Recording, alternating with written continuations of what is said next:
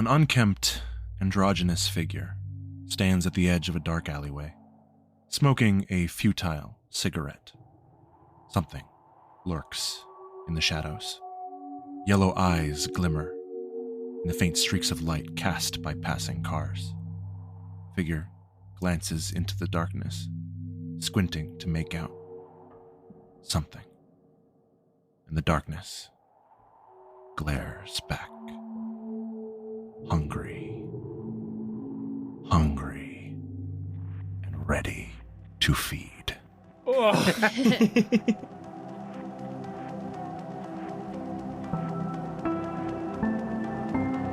To spite the setting sun, spite. The midnight will be done.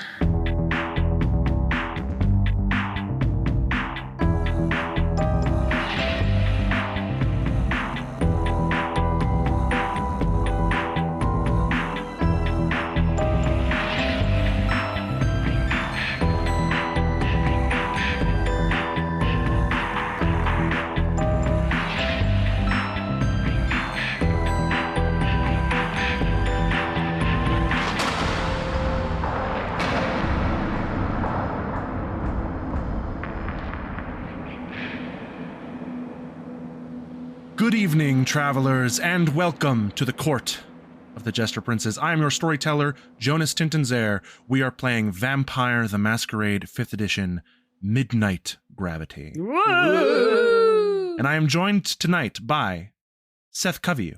I play Timothy Foster. Sky Swanson. The electric eel is not an eel, but is in fact a species of ghost fish. There are a lot of fish misnamed like this, such as the wolf eel, which is neither a wolf nor an eel. I really thought it was a wolf. Thanks for clarifying. That was really confusing to me. All those years at the aquarium. Where are their legs? Andrew Frost. Hi, I play Antonio Stregano. Rachel Kordell. I am Mars. Tonight's song is A Teenager's Romance by Ricky Nelson. Oh, God, are you going to do that to me? No. Oh, my God, Rachel. Oh, my God. Okay. No, I'm doing that to everyone. I don't really know what's being done to me right now.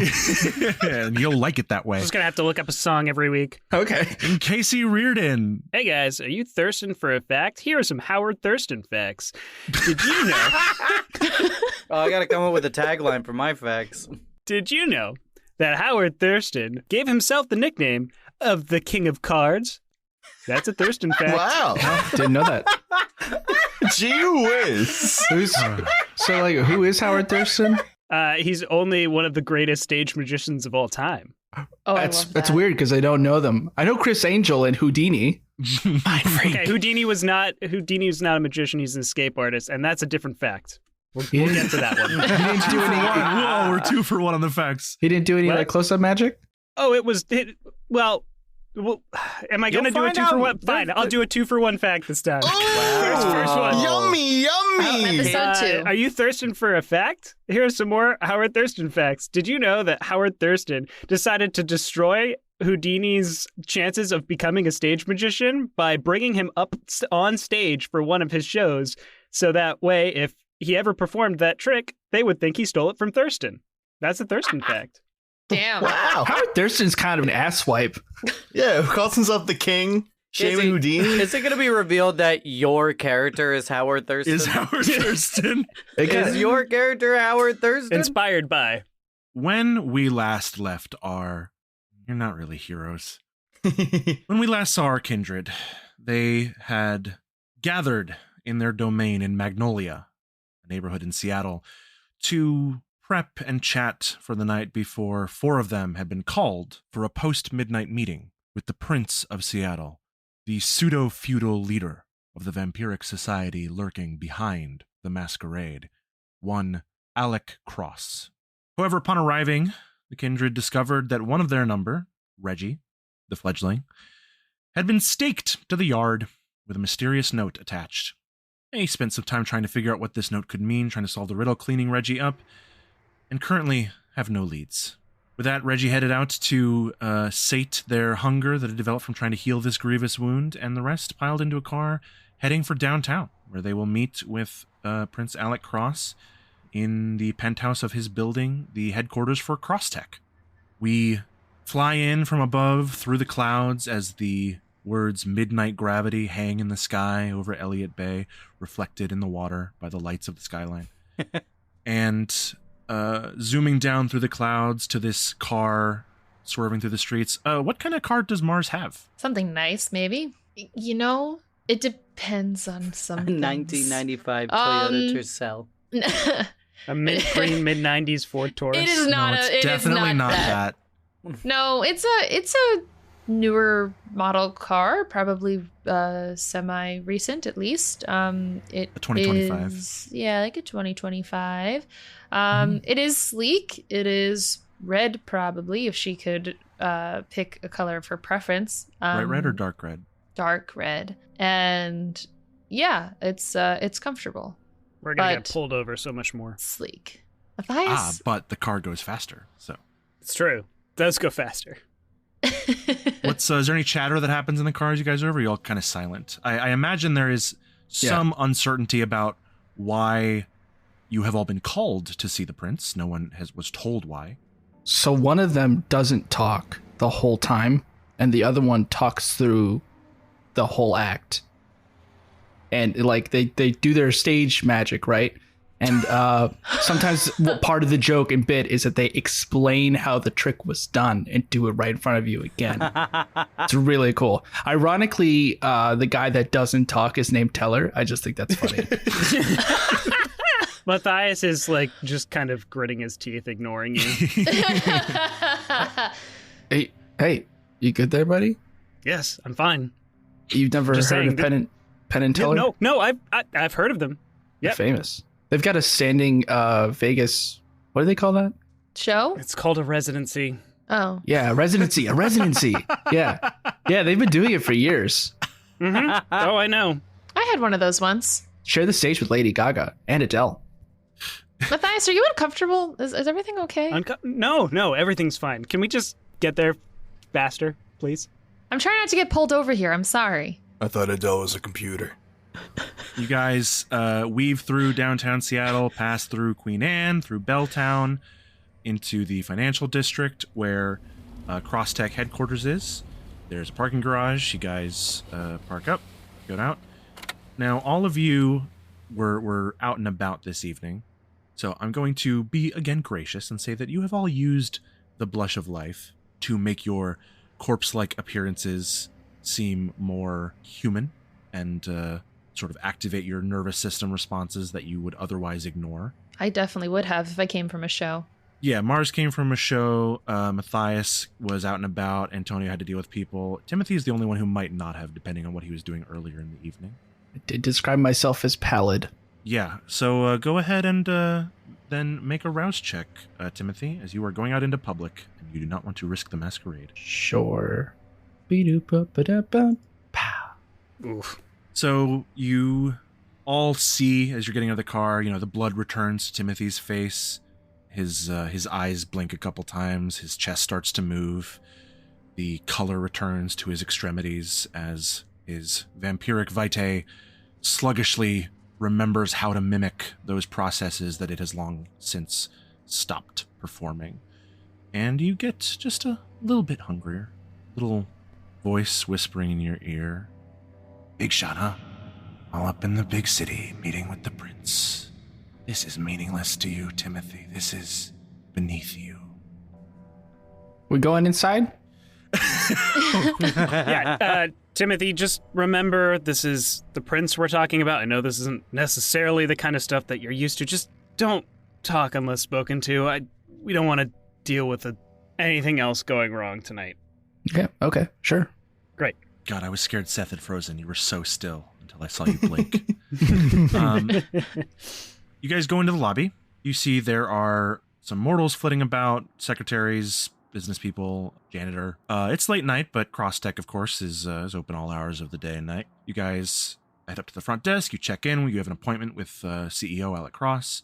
12:30. It's probably like 12:10, 12:15 right now. And the secretary takes your names.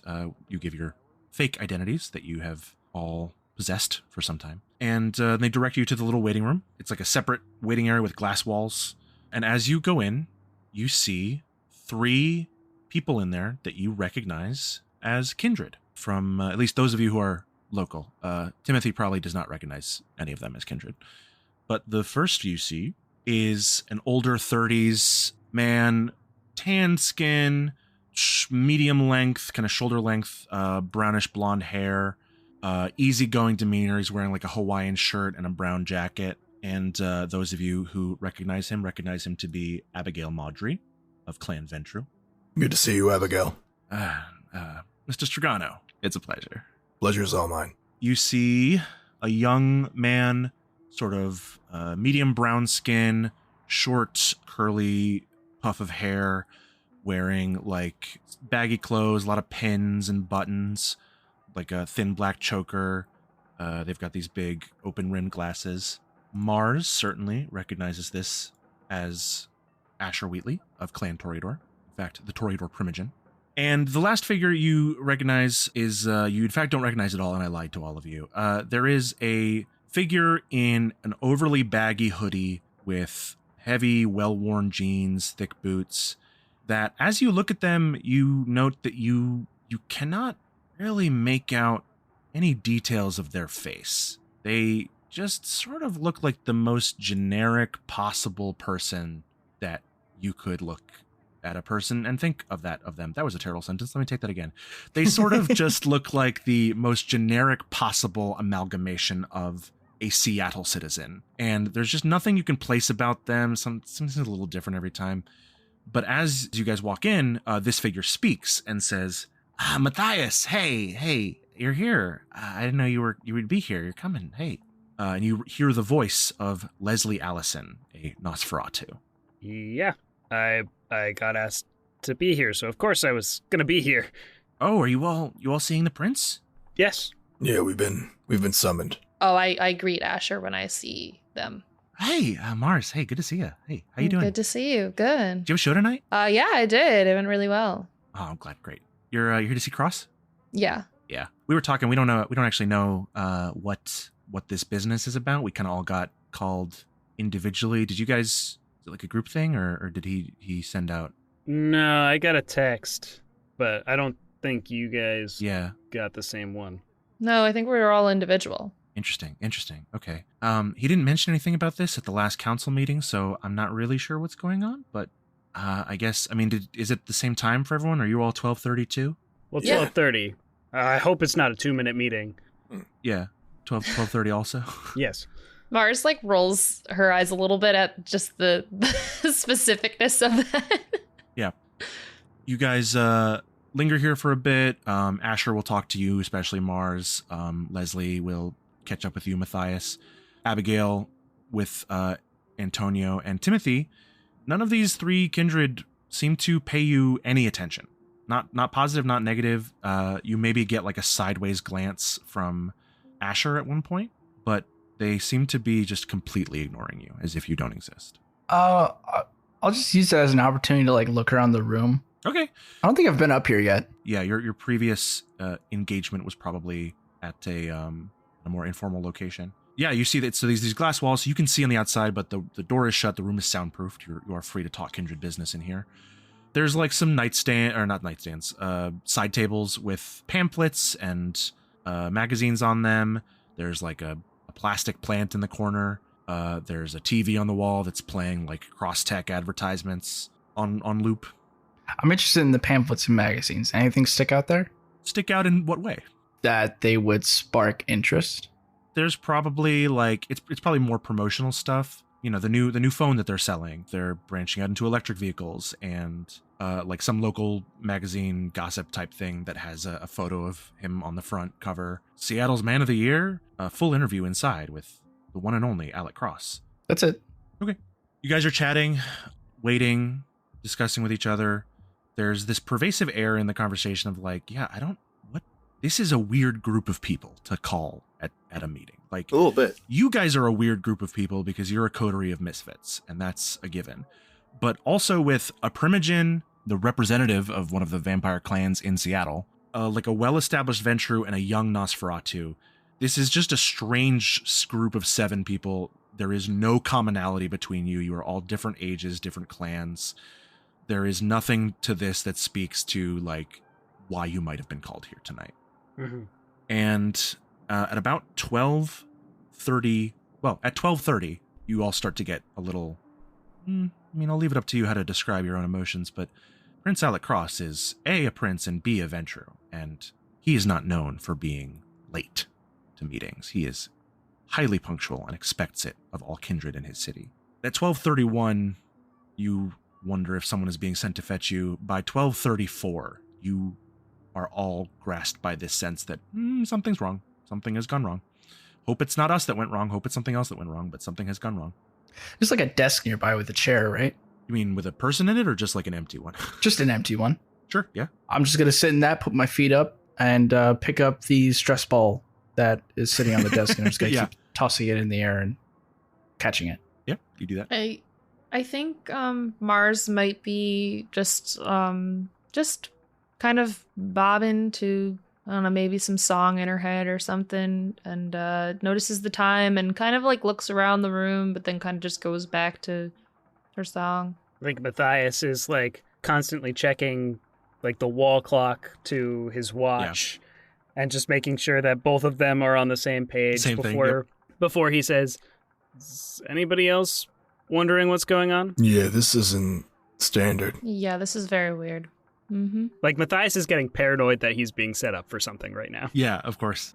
We got the right date, right? It was tonight. Yeah, the other kindred are like, yeah, February 24th. I don't know when you guys got your texts. This is Asher speaking. I don't know when you guys got your message, but I got mine like a month ago. This was in the works for a while. I just got it tonight. Yeah, I got mine 3 weeks ago. Yeah, mine was a couple weeks ago as well. It's like scattered. What is happening? And as you guys are starting to compare those times, there's a knock on the glass door, and a young mortal woman with reddish blonde hair just up and is like, party for Mr. Cross? Yes. Yeah, thank you, miss. Stands up. You guys all nod, gather.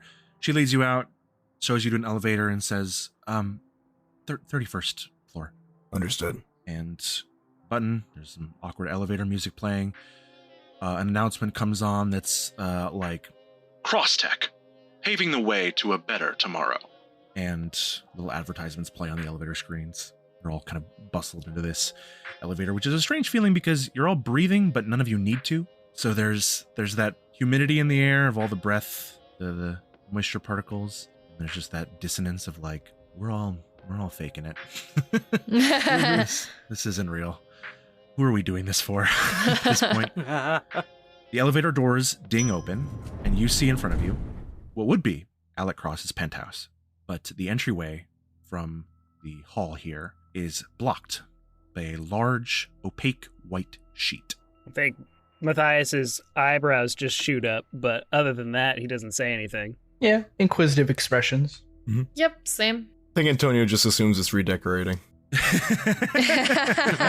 In fact, Antonio, of everyone here, you would recognize a crime scene when you see one. Oh, never mind.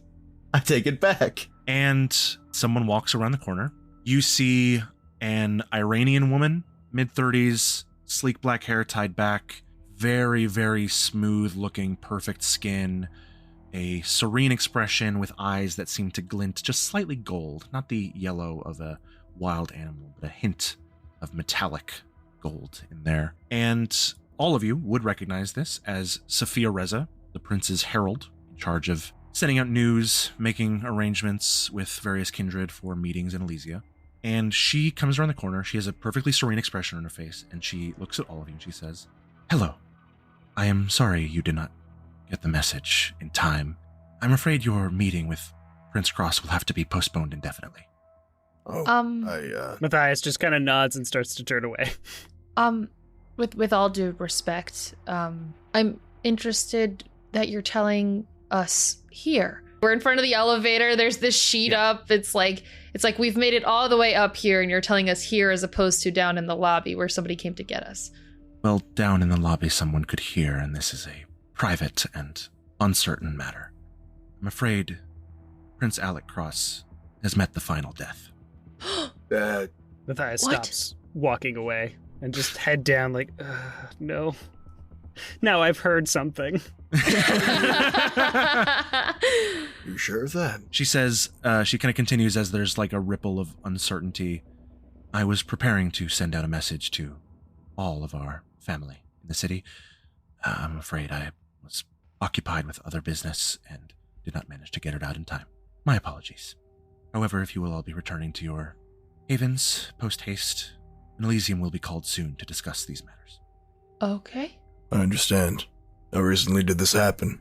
You see, she again, very serene expression. She doesn't seem to say, she doesn't have any, like, reason to keep it from you. It'll come out eventually anyway. She says, last night. It was not discovered, at least by me, until I arrived this evening. I see. I apologize for the insensitivity of this comment, but how so? How did he die? That is, at the moment, a matter under investigation. If you need anything, I could see what I can do. I know your people. Timothy's gonna nudge Mathias Mm-hmm. and slip the blood-stained note into his hand. Ooh. I don't think Mathias has even seen the note yet. I assumed Timothy had shown it to everyone. You guys were all gathered in the basement looking at the, right? Yeah, I would allow that either we talked about it in the basement for a little bit, Yeah, maybe. or we talked in the car. I did Yeah. my car bit was Penn and Teller, but you know that we could have talked about other stuff. It was a That's 15-minute drive. There was space. Yeah. I think Mathias is going to have the note look at it, like glance to see exactly what it is. He doesn't need to read it again. And he just looks to you, looks to everybody else like quickly and just shakes his head no. I'm just gonna kind of shrug and be like, okay. Right. So Abigail and Leslie are kind of similarly in a state of like, what even does, like, what's happening? Like, what does that mean for us? But they'll head out to leave with you. Asher is the one who's like, why was I not told about this? Excuse me? Aren't we on the council? Isn't this what we're supposed to be here for? And Sophia Reza is like, Mr. Wheatley, my apologies. You understand that this is something of a stressful situation. I'm trying to deal with it as best as I can. I will contact the council as soon as any relevant information is made available. And Asher's like, yeah, do that. Thanks. And you guys all load in the elevator and head back down, I assume. Yeah. I have no reason to stay. As the elevator doors shut with a ding, dong, we will cut over to Reggie Hale. Reggie, you're hungry. It's not unusual for you. I mean, life of a vampire is hunger. What's your plan? Where are you going to go? You mentioned trying to break into an ambulance. Have a couple contacts, some stashes around the city. What's you going to do? I think that is his first idea is like, okay, let's see if I can find an ambulance where they're just hanging out. And Reggie has a few little stealth powers that they're like trying to get a hang of. They're not always the best at using them, but Yeah. so that is their plan. They're going to try and find, maybe there is just some paramedics hanging out waiting for a call. And he's going to try and sneak into the truck while they're grabbing a cup of coffee or just hanging out. Okay, yeah. I think absolutely you can do that. It will require going downtown, I think, to find like an ambulance waiting around. You're out here in the suburbs right now. Oh, yeah, I forgot we're out in the suburbs. He probably doesn't have to go too far. You don't have to go to the heart of downtown, but you got to get out of the suburbs at least. Yeah, Reggie he has one of those city scooters that Yes. the electronics have been ripped out of it. Yeah. So now it just functions as a regular scooter. Yeah. Yeah, sure. You scoot on down the road. Yeah, he pulls it out of the bushes near the our coterie and starts wheeling down the street. Mm-hmm. You find, it takes you, 30, 45 minutes. You eventually find an ambulance, couple of paramedics outside. They've got cups of coffee in their hands. Yeah, she's still humming that, as she's scooting, she's still humming, like, that weird little tune of, like, it's gonna be a good night. It's gonna be a good night. Hey. Despite it not being a good night. Yeah. And they get there, and I am going to roll some dice. And they feed and everything's fine. Everything's gonna Yeah. come up, Reggie. You're looking to be stealthy first, yeah? Yes. So I will use my obfuscate. Obfuscate, yes. Yeah, thank you. Pretty good. Some of us So- can't read. I will say your power of unseen passage, which allows you to move basically invisibly, does require a rouse check, which means you risk returning to Hunger 4 and therefore risk another frenzy. All right, then we're just going to... You can do it. It's a 50-50. Maybe you'll get lucky. All right, Don't let's say do it it. like You that. failed 3 of them earlier. How could you fail a 4th in a row? Let's do it. All right, Oh, rouse not check. possible. I failed a 4th rouse check. There it is. Woo, my God. Jonas, you look way Iconic. too surprised. I kind of am. You listen, the probability's there. The dice know. It's been a week. The dice know. It's true. It has been a week since those die were rolled. Yeah, oh yeah, it's been a whole week. Mm-hmm. So, but you do activate your power. Again, rouse check does not determine success or failure. It's just how much blood does it cost you. So Yep. you kind of duck around a side corner, mentally steady yourself, calm your scattered breathing that you still do reflexively at this point, and duck around the corner. And you are not invisible, but no one sees you. Mm-hmm. All right, he walks up to the ambulance. I feel like one of the guys is standing, then a woman is like sitting in the back of it, and Reggie just so carefully tries to basically get into the ambulance past her and go to the cabinet or whatever. I don't know how it is in the back of the ambulance. I think they have blood. I don't know, actually. Yeah, they usually have a little fridge. Where can I get cheap blood? Blood products are rarely carried on U.S. ambulances. That's fine. But this is the world of darkness, which means vampires have influenced every aspect of mortal society that they can to be more amenable to them, which means there's probably a cooler or a fridge with some blood bags in it. Yeah, there's a fridge. They pop that open and grab what they can. Yeah, so obfuscate does end if you do something that breaks the sort of mental illusion. So, for example, opening a door typically Shit. does. However, in this case, you're behind someone. So I think obfuscate won't break as long as you can do this carefully and quietly, which will require a roll. Okay, roll of what? Stealth? Dexterity plus composure. Not stealth? I think composure is the important thing here because you need to not lose your cool, right? All right, sweet. I believe I succeed. Yes, you get 3 successes. This difficulty 3 is kind of your default for a regular roll. Again, this person's like on their phone or drinking coffee, they're chatting. So you very carefully open. Ooh, creaks a little bit. You like panic and look over. Nope, no sign.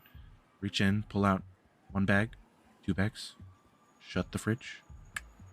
Stealthily creep past them out of the ambulance. And you get away into your alley with your prize. Yeah, Reggie goes about 2 blocks away, a block and a half away, till they can find either an empty lot or some boarded up building and try and slip into it. Yeah, like a boarded up building. Yeah. This is the world of darkness. There's plenty of boarded up buildings all around the place. All over the place. They're just everywhere. There are some posters up on the walls, some of them faded, tattered, some of them newer. Space for rent, extermination services. There's a newer poster for Seo Jun-sun, a K-pop artist who is on tour in the States right now. You slip into this boarded up building. There's light from outside coming through the windows, streaming in these slits. It's this dark gray blue. There's must and dust in the air. Must and dust, the classics. You open 1 blood bag, start chugging it down. Chomp, chomp. This is technically another roll for frenzy, but you're feeding and there's no one around, so I'm not going to make you do it. You just maybe chug it down a little bit more excitedly than you would otherwise. Yeah.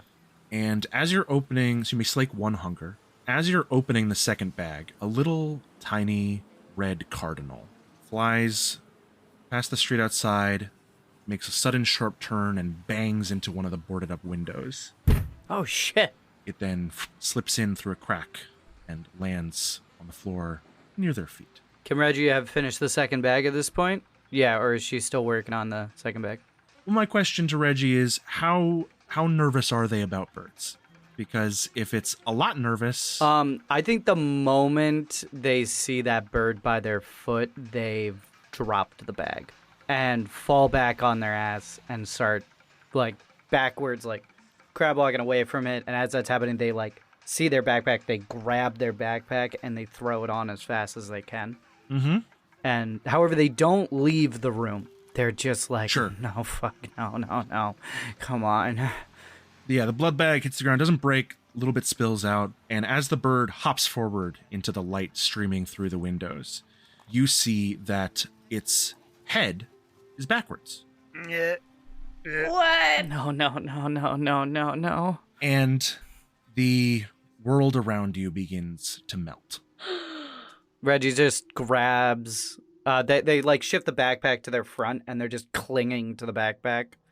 And they're just like, it's just a bad one. It's just a bad trip. It's just a bad one. The walls melt into this kind of paint-like goop that run down on all sides.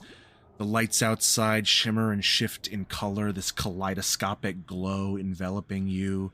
You see lights flashing everywhere, all kinds of different colors, like you're at a rave all of a sudden.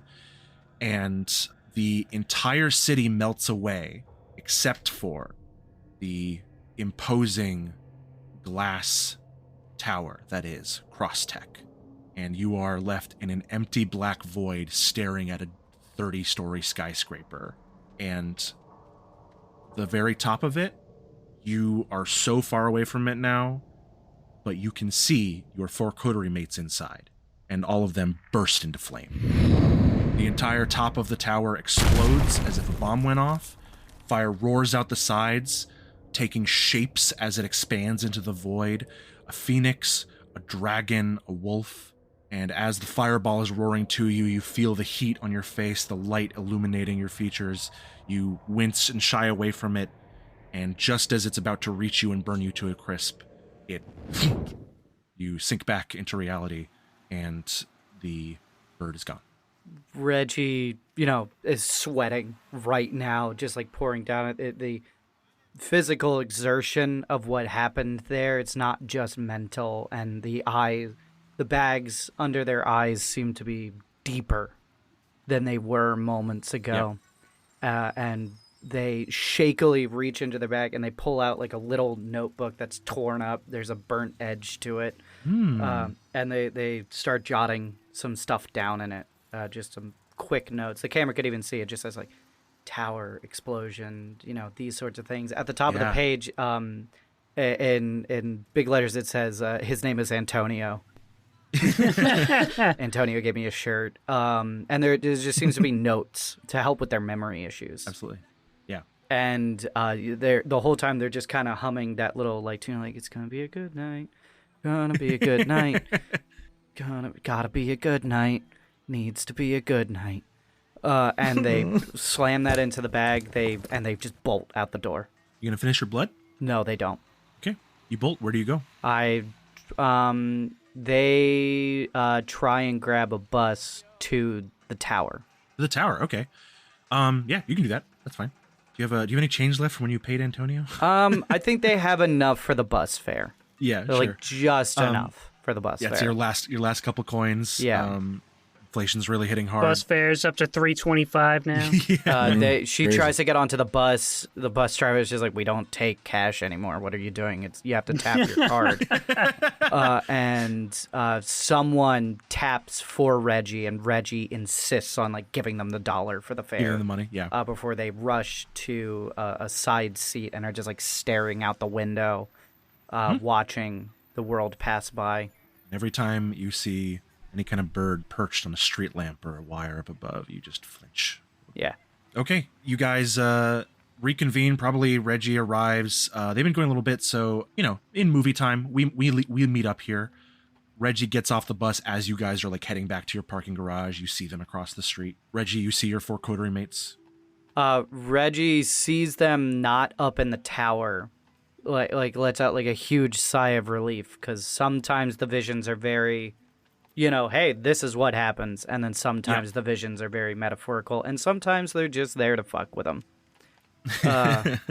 And they have to sort of act on all of them, and this seemed pretty poignant to act on, so they kind of run across the street. They almost got hit by a car as they run across, and they like kind of like, and they run up to you guys just panting, out of breath. Yeah, Mars is probably the first to spot you and is like, Reggie? And you run up. What are they doing here? Reggie's panicking. She's like, I just remembered I have a phone. Oh, I could have called.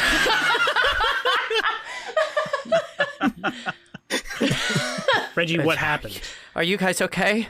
You guys see also, Reggie probably has wiped a little bit, but like you see that there's little flecks of blood there, like at the edge of their hairline where they were sweating before. I grab them and move them out of sight. Yeah. And then try and like Sorry. get the blood off their Yep. face. Are you okay? What happened? Are you guys okay? Yeah. Yeah. Mars is like looking around at everyone else and then back to Reggie. Yeah, we're okay. Like I assume we're like we're almost like in the garage. He like she pokes her, like moves back a little bit. The tower is still there. It's totally fine. Yep. They kind of move back in towards you guys. And go, I just a bad feeling. Just got worried. Oh, I fixed my no, I haven't fixed up my shirt yet. Question actually, I guess in particular, since Mars kind of looks out for Reggie at times, a lot of the time.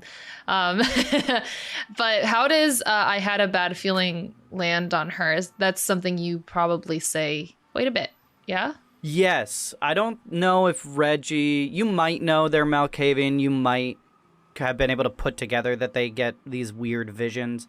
Because you've probably seen them like have a full freak out. You've definitely seen them have a full freak out moment with one of these affecting them, if not multiple times, because they happen fairly regularly.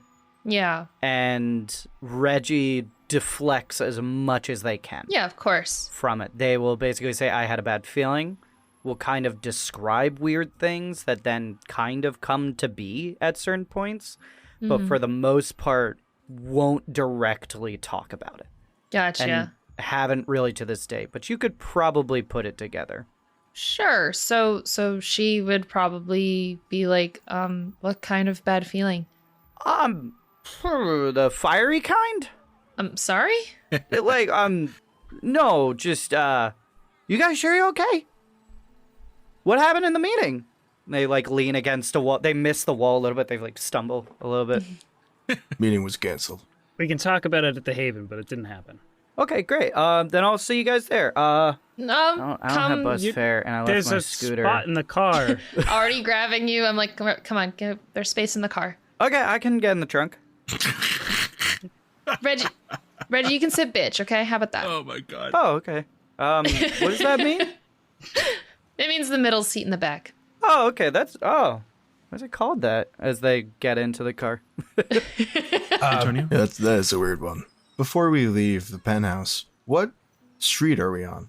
You're probably on, I don't know, Union Street? Yeah, Union Street in the Union Central Street. Business District. Okay. So no street names that correlate to the sun. Oh, no, but good question to ask. Okay. As Mathias turns to go back into the car, I'm going to put a hand on their shoulder. I'll take the note back now. Mathias realizes it's still in his hand and hands it back. I kind of snatch it a little bit. Ooh. I think Mathias just kind of gives you a look as you snatch it, just kind of shakes his head and heads towards the car. All right. You guys head back. We're heading back to the domain to Pox's little grubby house. I think so. If we want to at least let Reggie know what's going on, then that's probably the best place to do it. Yeah, you guys all get back. You unload, scroll down. Poxa has some more like screens and shit pulled up. And as you guys come in, she hears you from a bush. She goes, "Oh, hey guys, I found someone. What do you mean you found someone? You have? I mean, I was just like looking through my contacts and trying to figure out like who might be good to talk to about this thing, because like you don't want to talk to like a regular mortal because they're not going to understand exactly what's going on." Spill it. Points to a like Google storefront listing for a shop of mystic esoterica called Karma, and Address? they give you the address. It's up north of town. It is in Wallingford. And they say, Runa runs this place. They're into all kinds of kooky, occult shit. I bet they can give you a clue. Yeah. Okay, I leave the basement and go back upstairs towards the van. Okay. You're just gonna head out. Mhm. All right. At the note of karma, Mm-hmm. Mars just kind of like spaces out a little bit. Yeah. You guys catch up Reggie on the meeting that Prince Cross is dead. How does that conversation go? I guess we might as well be the ones to tell you, Pox, but Cross is dead. You see, like, Pox looks surprised and then kind of gets like a smirk and then kind of settles into like, oh, that's actually really weird. Yeah. Yeah, it is. Mm-hmm. Yeah, that's weird. Hold on. He invited you to a meeting and then he died? Yeah, night of. Well, I don't think he was planning on dying. Well, probably not, but you never know. What do you mean? The thing that's odd, actually, is that, Matthias, you said you got your message tonight? Yeah. Yeah, wait. I mean, it wasn't from him. I mean, sure, but It had been scheduled. that's true. Stuff gets to me late. Okay. And she says that with like a oh, okay, Matthias, we know. But of course she doesn't say that out loud. Okay. Well, I don't know. That just seems just the weirdest timing of everything for what has occurred. I mean, I guess. Wait, Mars, you're not thinking about getting involved in this, are you? I mean, no. I mean, I'm just curious what happened. Okay, but curiosity leads to you looking into the thing that you're curious about, and that involves getting involved. Look, okay. I mean, I have my shows to worry about. I don't really have the time to worry about. I know you have your shows. All right, so we're set, right? We're gonna go to the Elysium just for the sake of going to it, and then Yeah, appearances. Because we have to go That's to it. it. Yeah. Yeah, where was I think Timothy went to Karma. I mean, he's definitely getting involved, it looks like. At Yeah, least seems with like this it. other thing. yeah, this other thing isn't necessarily related. If it's related, then we have a problem. Yeah, we do. Ugh. Matthias, you don't think it was Grand, do you? Prince Grand? Lou would have no. No. Well, what do you mean Lou wouldn't? She has every reason to. She's not that dumb. That's fair. You know what? That's a valid point. Too obvious. We're talking about killing Cross. Yes. Yeah, He's suggesting that Lou Grand killed Cross. that's the only kindred I could think with the power to do so. Mars like mulls this over. Who said it was a kindred? Think it was immortal? No. There's other things other than us. Oh, I'm very aware of that, more than you'll ever know.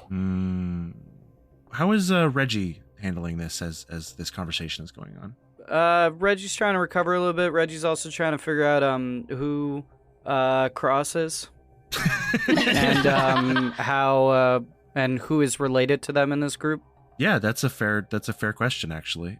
Does Reggie voice that, or is just kind of silently trying to? I think they're sitting on the stairs, kind of far back from everybody else. They're sort of just like clutching that little notebook of theirs, just to like hold on to something right now, and they're just kind of listening. Okay. So you guys are chatting. Let's cut over to Timothy in the van. You're heading up to Karma right away. Yes. Seattle's not a huge city, and traffic at night obviously is much better than during the day, so it's a pretty easy drive. You drive up over the bridge, crossing Lake Union. You hear your van whispering at you continually as you go. It's just kind of a low, repetitive, I told you so. I told you so. I told you so. I told you so. just the most possibly annoying thing that it can do. I ignore them. Okay. You pull into Karma. It's in this like strip, kind of little strip mall on the side of the road in the not a cul-de-sac. I forget what they're called, but in like a pocket off the side of a main road.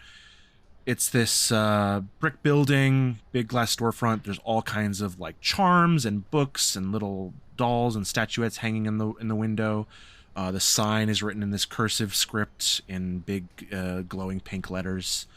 Kind of like at a glance, it's like, wait, is that a strip club? No, definitely not a strip club.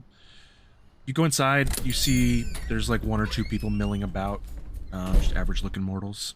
You don't know the proprietor, so what do you do? I'm going to go inside and kind of start stalking around, trying to hear conversation and kind of glean who is running the store, Yeah. who is a worker here.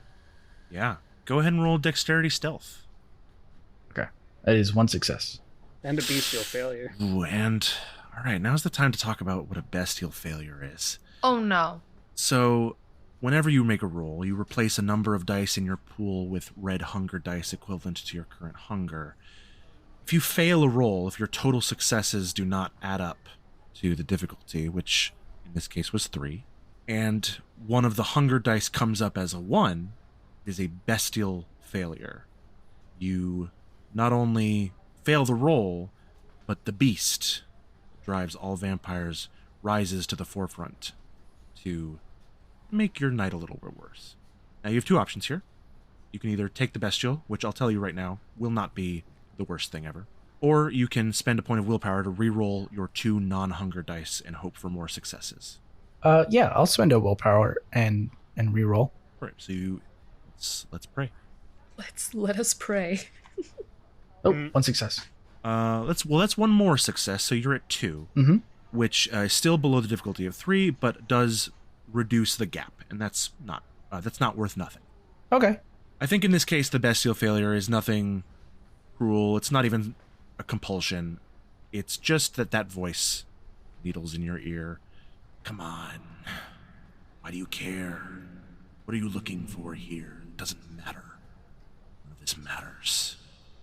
And it doesn't drive you to do anything, but it just is distracting enough that you're unable to hear anything particularly useful. Okay.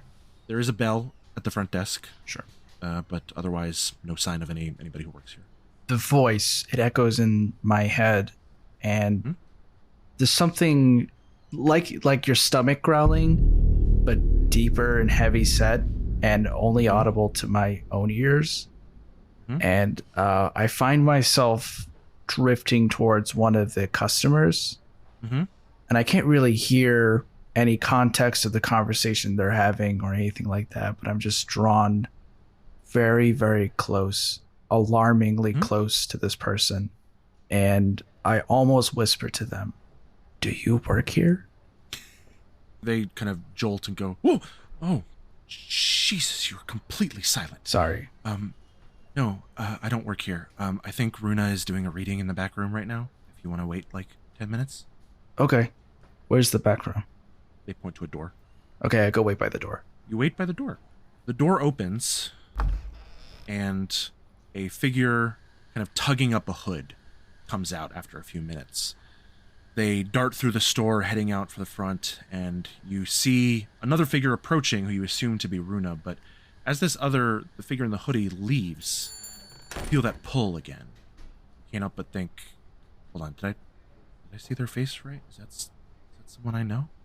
And then as you're having that thought, the person arrives, but the person on your right is a mid-20s black man, very high cheekbones, a sharp jaw. We get a lot of sharp jaws in Seattle. Buzzed cut head, and decked out in like lots of like gold jewelry, symbols, necklaces, things like that. They're wearing like this droopy cardigan type thing. So your attention is split between these two things. This person leaving that you're like, what's up with that? And then Runa starts talking to you, and it's like, oh, hi. Sorry, are you here for a reading? Can I help you? Is there something I can...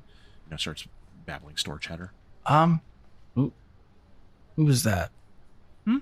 The person just now. The hoodie. Just a customer? Why, do you know them? I'm sorry.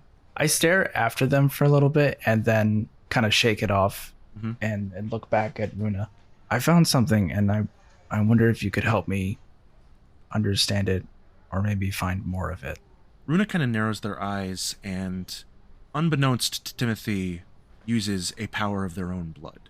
And you see maybe just a little too bright glint of the store lights in their glassy tint of their eyes. And they see you for what you are, and they blink several times, and he says, "Of course, that's what I'm here for. What can I do for you?" Could you invite me? Come in. Oh, okay. They invite you into the private room. It's this little like seance type room, candles, incense burning, lots of like tags and charms hanging from the ceiling, low lighting. They sit you down. They lean across. They go, "What brings you to Karma?" All right, I slide the note across the table to them. You slide the note across the table. Runa looks down, picks up the note, reads 2 words of it, and then flies back in their chair as if flung by a telekinetic force. Their eyes start shining bright gold, and all of the charms in the room start rattling. All the candles go out, and the light hanging overhead flickers, sparks, and goes off, leaving you in complete darkness. Jesus Christ! And so closes another chapter of Midnight Call. Hey. You don't want to do that! Stop it! 5 it's more time. minutes! No! Come on! It sucks. Thank you all for listening. Wow, what some revelations we got going here. We're learning all about our little coterie here. Anybody have anything they would like to plug after that delightful reverie? Yeah. Revelry is the word I meant to say. Yeah. Follow me on Twitch, twitch.tv/Majora's Rose, and my personal social media is at Rachel Kordell. I just am beside myself. And I'm beside Rachel, beside herself. And I'm beside Rachel, beside herself on the other side, beside herself, beside. Tintenseher, thanks. I always forget that I go because when I'm hosting. Come on, don't forget. Do the thing. I'll get there eventually. By the end of the Chronicle, I'll figure it out. Casey, how about this week? You got anything to plug this week? Howard Thurston. Go check out Howard Thurston. Go see a show. 2 full weeks with Casey having nothing to plug. I know, it's crazy. Hold on, did you say go see a show of the guy who died in 1936? Yep. Yeah. It's a seance. You've he's just an propped up a inspiration. corpse on stage. Hey, it's on brand. It's on brand. There you go. Or you've died and gone to hell, which is where Howard Thurston is. Guys, I don't know. Hold on. We probably shouldn't be dragging celebrities on this podcast. We might get canceled. Yeah. Maybe. Okay, estate of Howard Thurston. Fucking come at me. Guys, we're here to take on the estate of Howard Thurston. Leave a review for how you want us to take on the estate of Howard Thurston or your appreciation for Howard Thurston. We really want to hear from both sides in those 5-star, not 4-star, those 5-star Howard Thurston reviews on our podcast. Don't have an exit bit for this one, guys. Good morning. Good morning. I still like good night. It's so dumb. I like good morning. Good morning. I think we should do something different every time. Mimosa, this Chronicle. everybody. It's good morning. Yeah. I know that's that. not working for me. Wakey, wakey. Wakey, eggs and bakey. Wakey, wakesy. Necks and blood. Eggs and blood. Next Blood. session. Good night. Good night. Good night. Blah, blah, blah, blah. Don't go bleh, blah, bleh.